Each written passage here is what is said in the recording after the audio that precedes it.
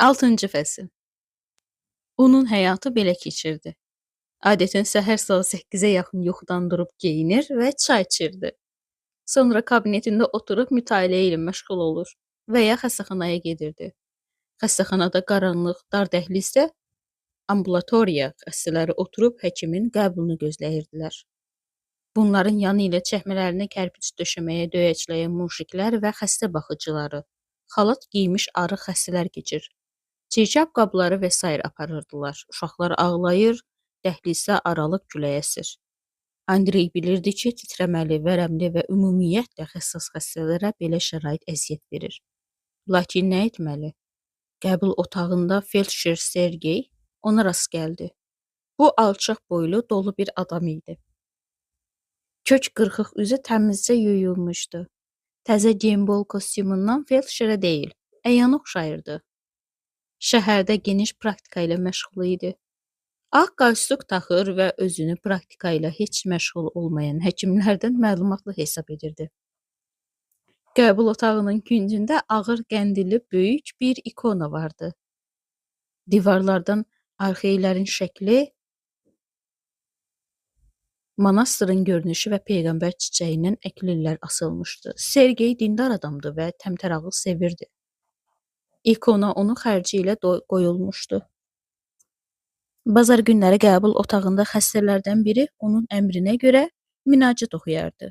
Münacatdan sonra isə Sergey buxurdanla bütün palataları gəzir və onlara kündür tüsüsü verərdi. Xəstə çox, vaxtsa az idi. Ona görə iş sual-cavabla və xəstələrə ötəri bir sürtmə yağı və ya işlətmə dərmanı verməklə bitirdi. Andrey yumruğunu yanağına dayamış halda oturub xəstələrə dalğın-dalğın və qeyri-ixtiyari suallar verirdi. Sergey Sergeyiç də oturub əllərini ovuşdurur və hərdən bir işə qarışırdı. Rəhimli Allaha yaxşı ibadət etmədiyimiz üçün xəstələnir və min cürə məşəqqətlərə düçar oluruq, deyirdi. Andrey xəstələri qəbul edərkən heç bir operasiya etmirdi. Operasiyaları çoxdan yadırğamışdı. Qan görəndə pis hala düşür, həyəcana gəlirdi. Boğazına baxmaq üçün uşağın ağzını açmaq lazım gələndə, uşaqsa ağlayaraq xırda əlləri ilə özünü qoruyanda, uşağın çığırtısından başı gicəllənir, gözləri yaşarırdı. O dərman yazmağa tələsir və əllərini havada yellədərək qadına işarə edirdi ki, uşağı tez aparın. Qəbul zamanı xəstələrin qorxaqlığı və kütlüyü, qəşəng Sergeyin yaxınlığı, divardakı şəkillər və 20 ildən artıq arası kəsilmədən verdiyi eyni suallar tezliklə onu darıxdırırdı. Buna görə 5-6 xəstə qəbul etdikdən sonra çıxıb gedirdi. Qalan xəstələri felçer özü qəbul edirdi. Andrey çoxdan bəri xüsusi praktika ilə məşğul olmadığını və buna görə də ona heç kəsin mane olmayacağını düşünərək xoşxallıqla evə gəlir. Tez kabinetində stol başında oturur və mütaliəyə başlayırdı. O çox oxuyur və bundan ayrıca zövq alırdı. Maaşının yarısını kitab almağa sərf edirdi. 6 otaqdan ibarət olan mənzilin 3 otağı kitab və köhnə jurnallarla dolu idi. Tarixə və fəlsəfəyə dair əsərləri hamısından çox sevirdi. Təbabət elmindən isə yalnız Vraç jurnalını alırdı. Bu jurnalı da həmişə axarından oxumağa başlardı. Mütaliəsi hər dəfə bir neçə saat çəkdiyi halda heç də onu yormurdu. Kitabları İvan kimi tez-tez və dəlicəsinə oxumayıb, ağır-ağır mənasını fikir verə-verə oxuyurdu. Çox zaman bəyəndiyi və anlaşılmayan yerlərdə dayanıb fikirləşərdi. Kitabın yanında həmişə kiçik araq qrafini və boşqabsız zadsız mahudun üstündə duzlu xiyar ya da alma olardı. Hər yarım saatdan bir gözlərini kitabdan ayırmayaraq bir qədər araq töküb içirdi. Sonra yenə baxmadan əli ilə xiyarı tapar və dişlərdi.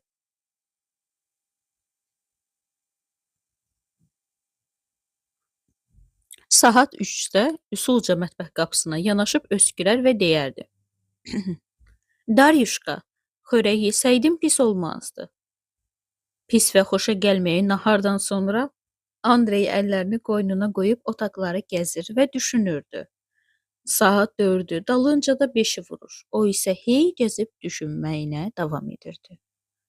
Hərdən bir mətbəx qapısının cırıltısını eşidir və Daryuşkanın qırmızı yuxulu üzü görünürdü. Daryuşka: "Andrey, pivə içmək vaxtınız deyilmi?" deyə qayğılı və tərzdə xatırladırdı. Andrey: "Yox, hələ vaxt deyil", deyə cavab verirdi. "Mən gözlərəm, biraz da gözlərəm." Axşamüstü adətən poçt müdiri Mixail Averyaniç onun yanına gəlirdi. Andrey Yefimiç yalnız bu adama ünsiyyət bağlayır və məclisinə dözürdü.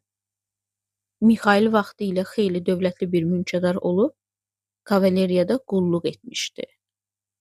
Lakin sonradan müflis olub, qoca vaxtında poçt idarəsinə qulluğa girmişdi. Bu sağlam, gümrah görünüşlü, qəşəng ağ bakeyində nəzakətli, xoş və uca səsli bir adam idi. Mərhəmətli və həssas idisə də xeyli ötkəm idi. Poçt idarəsinə gələnlərdən biri etiraz edəndə razı olmayanda və ya mühakimə yeritmə başlayanda Mixail hirsindən pul kimi qızarır və bütün vücudu ilə titrəyir. Gürültülü səslə sus deyə bağırırdı.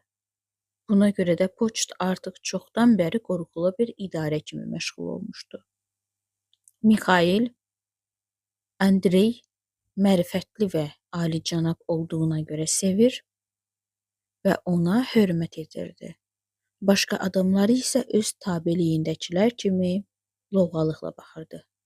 O, Andreyin kabinetinə girərkən, bu da mən, deyirdi. Xoş gördük, əzizim. Deyəsən zəhlənizi tökmüşəm, hə? Doktor. Yox, əksinə çox şadam, deyə cavab verirdi. Sizin gəlişiniz həmişə məni xoşdur. Dostlar kabinetdə divan üstə oturub, bir qədər dinməz söyləməz papiros çəkirdilər. Andrey, Daryuşka, pivə olsa pis olmaz ha, deyirdi.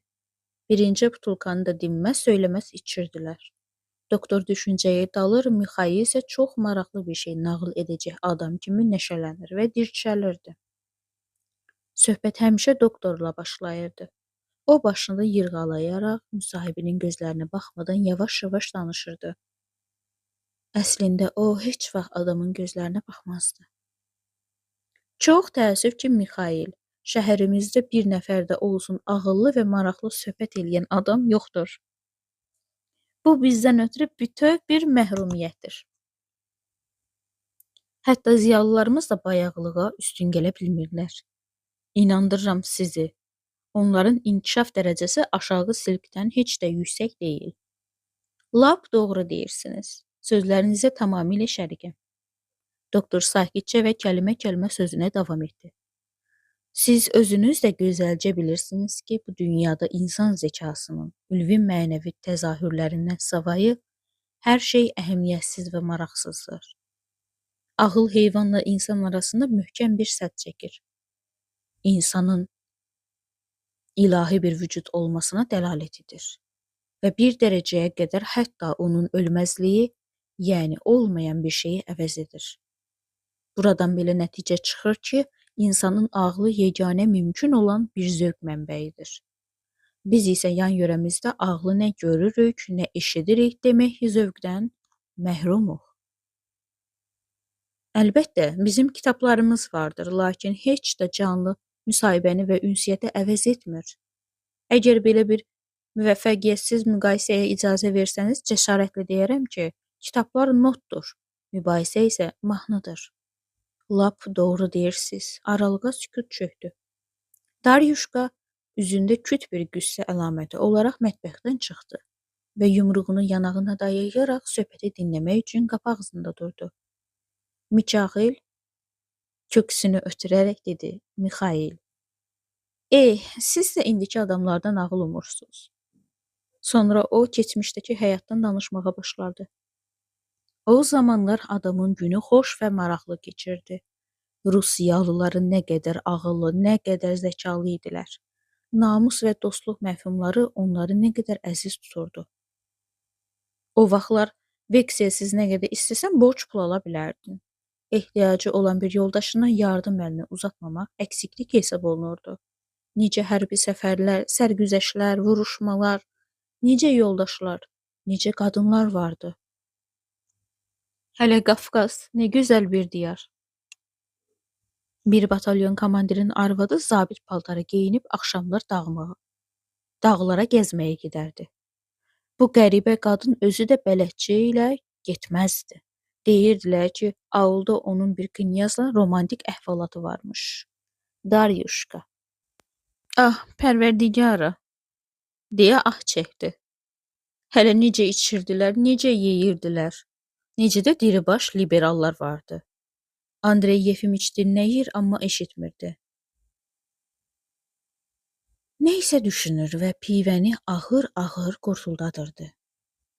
O, Mikhail Averyançın sözünü kəsərək birdən-birə danışmağa başladı. Çox zaman mənim yuxuma ağıllı adamlar girir və onlarla söhbət eləyirəm. Mən atamın sayəsində gözəl təhsil almışam. Lakin 60-cı illərin ideyalarının təsiri altında atam məni həkimlik oxumağa məcbur etdi. Mənə elə gəlir ki, o zaman atama qulaq asmasaydım, indi zehni hərəkatın tam mərkəzində idim. Ehtimal ki, bir fakültənin üzvü olardım. Əlbəttə, ağıl da daima lazımdır. Keçib gedən müvəqqəti bir şeydir. Lakin mənim ağla nə üçün meyl edib, keçib gedən müvəqqəti bir şey olduğunu və necə onu göstərdiyimi siz artıq bilirsiniz. Ona necə meylim olduğunu. Axı siz bunu bilirsiniz. Həyat insana qüssə verən bir tələdir. Mütəfəkkir bir adam yaşa dolub kamala çatdıqda özünü ixtiyarsız olaraq çıxılmaz bir tələdə hiss edir. Doğrudan da o öz iradəsinə zidd olaraq hər hansı bir təsadüf nəticəsində heçlikdən həyata keçirilmişdir. Nə üçün? Mütəfəkkir adam öz həyatının mənasını və məqsədini bilmək istəyəndə ona demirlər. Ya da sarsaq şeylər söyləyirlər. O qapını döyür, amma açan olmur. Ölüm də onun iradəsinə zidd olaraq onu yaxalayır. Həbsxanada ümumi bədbəxtliklə bir-birinə bağlı olan adamlar bir yerə toplanarkən özlərini yüngül hiss etdikləri kimi, həyatda da analizə və ümumiləşdirməyə nail olan adamlar bir yerə toplanıb vaxtlarını məğrur və azad ideya mübadiləsində ilə keçirdikdə tələdə olduğunu hiss etmirsən. Ağıl bu mənada əvəz edilməz bir zövqdür. Tamamilə doğrudur. Andrey müsahibinin gözlərinə baxmadan sakitcə və ara verə-verə ağıllı adamlar və onların söhbəti haqqında danışırdı. Mikhail isə onu diqqətlə dinləyir və tamamilə doğrudur deyə onunla razılaşırdı. Poçt müdiri birdən, siz ruhun ölməz olmasına inanırsınızmı deyə soruşdu. Xeyr, möhtərəm Mikhail, inanmıram və inanmağa da əsasım yoxdur. Sözün düzü, mən də şübhələnirəm. Hərçənd məndə elə bir hiss oyanır ki, güya heç ölməyəcəm. Bu yandan da öz-özümə deyirəm, ay qoca kaftar. Vaxtındır, bugün sabah öləcəksən. Amma ürəyimdə bir səs mənə deyir, inanma, ölməyəcəksən. Mikhail saat onu işləyəndə çıxıb getdi. Dəhlizdə kürkünü geyinərkən içini çəkərək dedi, amma talih bizi nə hicran bir quşaya atıb. Hər şeydən çox adam buna yanır ki, biz elə burada da öləcəyik. 6-cı fəslin sonu.